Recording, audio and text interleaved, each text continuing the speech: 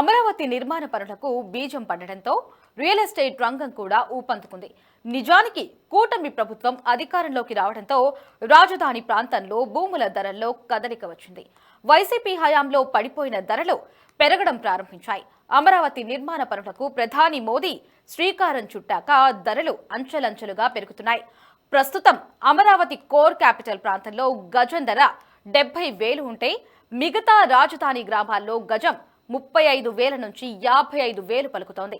మరోసారి ప్రభుత్వం భూ సమీకరణకు కసరత్తు చేస్తున్న నేపథ్యంలో అసలు రాజధానిలో భూముల ధరలు ఎలా ఉన్నాయో అనే అంశంపై మా ప్రతినిధి గాలిబ్ రియల్ ఎస్టేట్ సంస్థల ప్రతినిధులతో మాట్లాడారు. పూర్తి వివరాలు తెలుసుకుందాం. అమరావతిలో రియల్ ఎస్టేట్ పరిస్థితి ఎలా ఉంది, భూములు ఎంతవరకు పెరిగాయి, కూటమి ప్రభుత్వం అధికారంలో వచ్చిన తర్వాత అమరావతిలోని రాజధాని ప్రాంతంలోని భూములకు సంబంధించిన పరిస్థితి ఏ విధంగా ఉంది అనే దానిపై కూడా మీకు వివరించే ప్రయత్నం చేస్తాను. ఇప్పటి వరకు మనకి బయట నుంచి చూసినట్టయితే చాలామంది రియల్ ఎస్టేట్ పెరిగిందని, రియల్ ఎస్టేట్ ఇంకా పెరగలేదంటూ, రియల్ ఎస్టేట్ పడిపోయిందంటూ కూడా పెద్ద ఎత్తున వార్తలు వస్తున్న నేపథ్యంలో ప్రస్తుతం నేను అమరావతి ప్రాంతంలో ఉన్నాను. అమరావతి ప్రాంతంలో ఇటీవల మోడీ పునర్నిర్మాణ పనులు ప్రారంభించిన ప్రాంగణం వద్ద ఉన్నాను. ఈ నేపథ్యంలో అమరావతి ప్రాంతంలోని భూములకు సంబంధించిన పరిస్థితిపై ఖచ్చితంగా అమరావతి ప్రాంతంలో ఉన్న రియల్టర్ల నుంచే పూర్తి సమాచారాన్ని సేకరిద్దాం. ఇక్కడ పరిస్థితులు ఏ విధంగా ఉన్నాయి, ప్రస్తుతం ఎంతవరకు పెట్టుబడి పెడితే రాబోయే రోజుల్లోనే అమరావతి ప్రాంతంలోనే భూములు ఎంతవరకు విలువ పెరుగుతున్నది కూడా మీకు వివరించే ప్రయత్నం చేస్తాను. మనతో పాటు అమరావతి ప్రాంతానికి సంబంధించిన రాజధాని ప్రాంతంలో ఉన్న రియల్టర్లు ఉన్నారు, వాళ్ళతో మాట్లాడే ప్రయత్నం చేద్దాము. చెప్పండి, ప్రస్తుతం పునర్నిర్మాణ పనులు శరవేగంగా ప్రారంభమైన నేపథ్యంలోని అమరావతిలోని రియల్ ఎస్టేట్ పరిస్థితి ప్రస్తుతం ఎలాంటి పరిస్థితిలో ఉంది? బిల్డ్ అమరావతి సేవ్ ఆంధ్రప్రదేశ్ అండి. మోడీ గారు శంకుస్థాపన చేసిన దగ్గర ఇది పునర్నిర్మాణం ప్రారంభోత్సవం దగ్గర ఉన్నాం మనం. అయితే ఇంతకుముందు కూటమి ప్రభుత్వం రాకతలికి రియల్ ఎస్టేట్ జగన్ ప్రభుత్వంలో శాంతం పడిపోయిందండి. కూటమి ప్రభుత్వం రాగానే అంతకుముందు దాన్ని పావలాది రూపాయి అయిపోయిందండి. మాకు అంతకుముందు మేము పడ్డ బాధల కన్నా కూటమి ప్రభుత్వం వచ్చారు, చక్కగా డెవలప్ చేస్తారని మాకు ఆశలు కలిగినాయి, ఆశలు కల్పించారు, ఆశలు కూడా వచ్చినాయి. ఈ మోడీ గారు వచ్చిన తర్వాత చంద్రబాబు గారు చేసిన కృషి వలన అమరావతి అంచెలంచెలుగా బాగా ఎదిగి బాగా డెవలప్ అయిద్దని మేము ఆశపడుతున్నాము. ఇది మహానగరం అయిపోద్ది. మహానగరంలో కూడా లక్షల మంది జనానికి ఉపాధి కల్పన అన్నీ వస్తాయి, చాలా బాగుంటుందని ఆశపడుతున్నాము. మీరు రియల్టర్లుగా విభజిస్తే అమరావతి రాజధాని ప్రాంతంలోనే 29 గ్రామాలకు సంబంధించి అంటే మందడం, వెలగపూడి ఒక చూసుకునే పరిస్థితి ఉంది, తాడికొండ, దాంతోపాటు మంగళగిరి ప్రాంతం పరిస్థితి ఉంది. విడివిడిగా చెప్పాలంటే ఏ ప్రాంతంలోని ఎంతవరకు ప్రస్తుతం పెరిగిన పరిస్థితి ఉందంటే? కోర్ క్యాపిటల్ ఏరియాలో మంచి రేట్లు ఉన్నాయండి.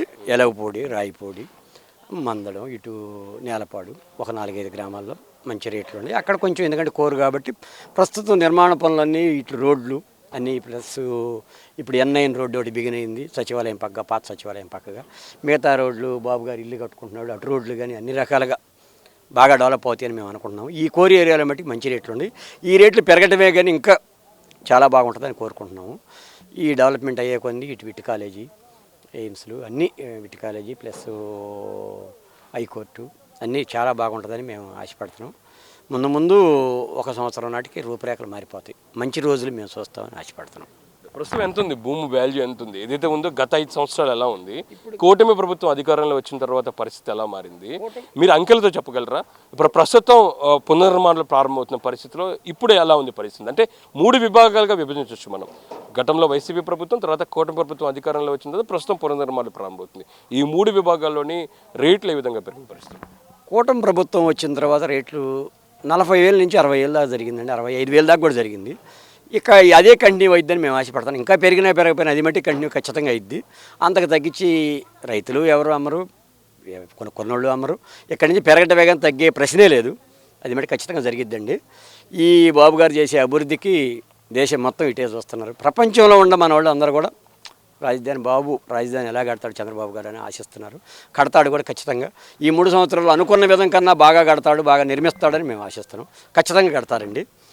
అయితే 14-19 మధ్య ఎంత ఊపందుకున్న రియల్ ఎస్టేట్ ఏదైతే ఉందో చాలా వరకు పేకమేడలా పడిపోయిన పరిస్థితి ఉంది.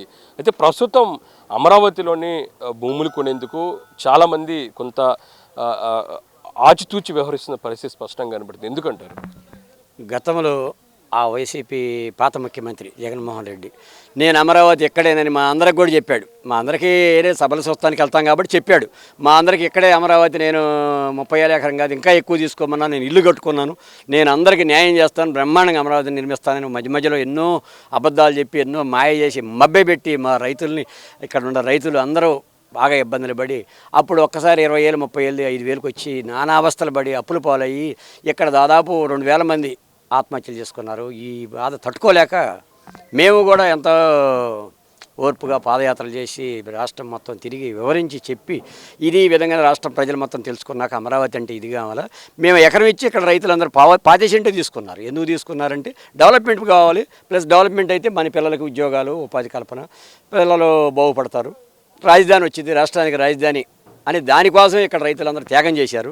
ఆ త్యాగాన్ని జగన్మోహన్ రెడ్డి మమ్మల్ని వేలం చేసి నా అవస్థలుగా పట్టించి దీన్ని ఒక శ్మశానమని అదేని ఇదేని, ఇది మామూలు విషయం కాదు, మామూలు పొలం కాదు, చాలా మంచి పొలం. 10 దుక్కులు వర్షం పడ్డా 20 దుక్కులు వర్షం పడ్డా డ్రైనేజీ లాగేసిద్ది. అలాంటి వాగులు ఉన్నాయి, పాలవాగు ఉంది, పండుబెట్టి వాగు ఉంది, అలాంటి వాగుల నుంచి వెళ్ళిపోద్ది. మాకు బ్రహ్మాండంగా ఉంది. ఎంత వాన కురిసినా 1 రోజు 2 రోజుల్లో ఏముండదు, బాగానే ఉంటుంది, బాగా డెవలప్ అయింది.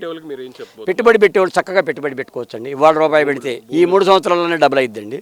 చక్కగా పెట్టుబడి పెట్టుకోవచ్చు, నిర్భయంగా భయం లేకుండా ఇవాళ పెట్టుబడి పెట్టిన వాళ్ళు బాగుపడతారని నేను ఖచ్చితంగా చెబుతున్నాను. బయట చూస్తే కనుక చాలామంది అమరావతిలోని రియల్ ఎస్టేట్ పెరిగిందంటున్నారు, కొంతమంది తగ్గిందంటున్నారు, ప్రస్తుత పరిస్థితి లేదంటున్నారు. అసలు వాస్తవాల పరిస్థితుల్లో అమరావతిలో పునర్నిర్మాణ పనులు ప్రారంభించిందంటే ఎలా ఉంది? అమరావతిలో ఏదైతే కూటమి ప్రభుత్వం వచ్చిన తర్వాత ఇక్కడ ఏదైతే ఇక్కడ ఉన్నటువంటి భూములు, రైతులకు సంబంధించినటువంటి ప్లాట్ల యొక్క భూములు బాగా పెరిగినటువంటి మాట వాస్తవం అండి. అయితే ఇప్పుడు ప్రధానమంత్రి గారు ఇప్పుడు వచ్చేసి ఏదైతే అమరావతి యొక్క పునర్నిర్మాణానికి సంబంధించినటువంటి సభ నిర్వహించి ఒక భరోసా కలిగించిన తర్వాత ఇక్కడ మరింతటువంటి రేట్లు జరిగాయి. అయితే ఇదివరకు లాగా కార్లు వేసుకుని రోడ్ల మీద విపరీతమైనటువంటి రద్దీతో ఇక్కడ రిజిస్ట్రేషన్లు కానీ వ్యాపారాలు కానీ జరగట్లేదు అనేటువంటి మాట వాస్తవం. అయితే ఇక్కడ ఉన్నటువంటి ధరలు పెరిగాయనేటువంటి మాట మాత్రం వాస్తవం. అయితే ఏదైతే ఇక్కడ నుంచి అమరావతి యొక్క ఇంకొక 44,000 ఎకరాల విస్తీర్ణాన్ని కూడా తీసుకొని ఇక్కడ శంషాబాద్ని తలపించేటటువంటి ఒక విమానాశ్రయాన్ని కట్టాలా, అమరావతి యొక్క అభివృద్ధి రాకపోకలతో కనెక్టివిటీతో పెరిగిద్దని చెప్పేసి ఈ కూటమి ప్రభుత్వం భావించటం వల్ల కొంచెం రియల్టర్ యొక్క దృష్టి వేరే ప్రాంతానికి వెళ్ళింది. కానీ ఇక్కడైతే ఎటువంటి ధరలు తగ్గలేదు, ఇక్కడ ధరలు పెరిగాయే తప్పితే ఇక్కడ అమ్మేవాళ్ళు లేరు. ఒక విధంగా చెప్పాలంటే ఒక సాటిస్ఫైడ్ పాయింట్కి వస్తూ ఉంది. ఒక విధంగా బయట నుంచి ఏదైతే మనం అనుకుంటామో పెద్ద పెద్ద వాళ్ళు వచ్చేసి కొనేసి లంసంగా కొనేయటం, అమ్మటం, ఇక్కడ రియల్టర్ భూమి పెద్దగా పెరిగిందని అనుకోవడానికి ఇది 2014లో మొదలయ్యి 2025కి వచ్చింది. 2014లో ఉన్నటువంటి వాతావరణం ఇక్కడ ఉందామంటే అప్పటి ధరల కంటే 10 రెట్లు ధరలు పెరిగాయి. అమరావతి యొక్క ప్రచారం ఎప్పుడైతే ఎక్కువ అయిందో ఇప్పుడు ధరలు ఇక్కడ ఎక్కువగా ఉన్నాయి. 50,000 కంటే తక్కువ గజం స్థలం వివిధ ప్రాంతాలను బట్టి, వివిధ కాలనీలను బట్టి, వివిధ ఫేసింగ్స్ని బట్టి జరుగుతూ ఉంది. అంటే ఇక్కడ ఎలా విభజిస్తారు? ఒక రియల్టర్గా మీరు అమరావతి ప్రాంతంలోని ఇటు తాటికొండ వైపు కావచ్చు, మంగళగిరి వైపు కావచ్చు, కోర్ క్యాపిటల్ ఉన్న ప్రదేశం కావచ్చు, దీన్ని ఎలా విభజించి ప్రస్తుతం ఎలా ఉంది గజానికి అని చెప్తారు? ఇక్కడ గజానికి 40,000 నుంచి 70,000 వరకు ఉందండి. కోర్ క్యాపిటల్లో ఏదైతే రాజధాని సచివాలయం యొక్క శాశ్వత సచివాలయం యొక్క నిర్మాణాలు జరుగుతూ ఉన్నాయో ఆ నేలపాడు దగ్గర నుంచి కృష్ణానది వరకు రాయపూడి దగ్గర ఉన్నటువంటి కోర్ క్యాపిటల్లో దగ్గరగా ఉన్నటువంటి సీడ్ యాక్సిస్కి దగ్గరకు ఉన్నటువంటి ప్రాంతాలు 65 నుంచి 70,000 వరకు ఒక్కొక్క గజం జరుగుతూ ఉందండి. ఇక ఏదైతే వేరే పెరిఫెరల్ ప్రాంతాలు ఏవైతే ఉంటాయో వాటిలో రెసిడెన్షియల్కి అయితే 35 నుంచి 45,000 వరకు విస్తీర్ణాన్ని బట్టి, ఫేసింగ్ని బట్టి ప్రస్తుతం ధర ఉంది. అంటే కొంతమంది గత 5 సంవత్సరాల్లోని అమ్ముకున్న వాళ్ళు ఏమనుకుంటున్నారు అంటే ఎందుకు అమ్ముకున్నాం, ఎందుకు అమ్ముకోవాల్సి వచ్చింది అనేది కూడా బాధపడుతున్న పరిస్థితి ఉందంటారా? నిజంగానండి. ఎప్పుడైతే ఈ ప్రాంతం రాజధానిగా ప్రకటించబడిన తర్వాత ల్యాండ్ పూలింగ్ తెచ్చుకున్నప్పుడు ఈరోజు 70 లక్షలు ఉంటే తెల్లారి 1,30,00,000 అయింది. ఆ విధంగా రోజు రోజుకి ఇక్కడ ధరలు పెరుగుతూ పోయిన తర్వాత రాజధానికి ఎప్పుడైతే పూలింగ్కి వచ్చిందో అప్పుడు రైతులందరికీ ప్లాట్లు ఏ విధంగా వచ్చాయో ప్రపంచానికి మొత్తానికి తెలుసు. అయితే జగన్మోహన్ రెడ్డి గారు వచ్చిన తర్వాత మనం నిలబడినటువంటి ప్రాంతానికి రావాలి అంటే సెర్చ్ లైట్లు, పాములు పొట్టల్లో నుంచి రావాల్సి వచ్చేటటువంటి పరిస్థితి. కాబట్టి దీన్ని శ్మశానం అన్నారు, అడవిగా మార్చారు. ఈ ప్రాంతంలో గజం, నేను చెప్పేటటువంటి గజం ఏదైతే 40,000 అన్నానో అప్పుడు 8,000 నుంచి 13,000 గరిష్ట ధర, కొనేవాడు లేడు. కానీ కూటమి ప్రభుత్వం రాబోతుంది అనేటువంటి ఎన్నికలకు ముందు ఎప్పుడైతే వాతావరణం అదేదో ఎగ్జిట్ పోల్ లాంటి వాతావరణం కలబడిందో అప్పటి నుంచి రేటు పెరుగుతూ వచ్చే గజం కోర్ క్యాపిటల్లో 75,000 కూడా జరిగినటువంటి మాట వాస్తవం. మీరు చెప్పండి, ఎలా ఉంది పరిస్థితి? అమరావతిలోని రియల్ ఎస్టేట్ సంబంధించిన పరిస్థితి ఎలా ఉంది? 14-19లో ఉన్న అత్యధిక ధరలు ప్రస్తుతం ఉన్నాయా? ఎలాగా రేపు ఫ్యూచర్ ఉండబోతుంది? ఏదైతే చంద్రబాబు నాయుడు గారు ప్రమాణ స్వీకారం చేశారో అప్పటి నుండి రాజధాని అమరావతిలోని భూముల విలువ అయితే పెరిగిందండి. ఎందుకంటే ప్రజలకు నమ్మకం ఏర్పడింది. చంద్రబాబు నాయుడు గారు ప్రభుత్వం 5 సంవత్సరాల ప్రభుత్వం కాదు, 10 సంవత్సరాల ప్రభుత్వం. ఇక దీన్ని మార్చేటువంటి తరం కాదు ప్రతిపక్షాలకు అని చెప్పేసి ప్రజలైతే విశ్వసించారో నమ్మారు. కాబట్టి ఈరోజు మార్కెట్ అంత వాల్యూగా ఉంది. అమరావతి రైతులకు కూడా వాళ్ళు ఏదైతే పోరాడి కష్టపడ్డారో, ఏదైతే 1600 రోజులుగా పోరాటం చేశారో ఆ పోరాట ఫలితంగా ప్రభుత్వాన్ని తెచ్చుకున్నారు. అలాగే వాళ్ళ యొక్క భూములకు కూడా విలువ పెరగటం జరిగిందండి. అంటే గతంలోని పేకమేడలా కూలిన పరిస్థితి ఉంది. అలా రాకుండా ఒక్కొక్కటి రూపాయి పెరుగుతూనే స్టేబుల్గా ఉండే అవకాశాలు, రియల్ ఎస్టేట్ ఉండే అవకాశాలు ఉన్నాయి.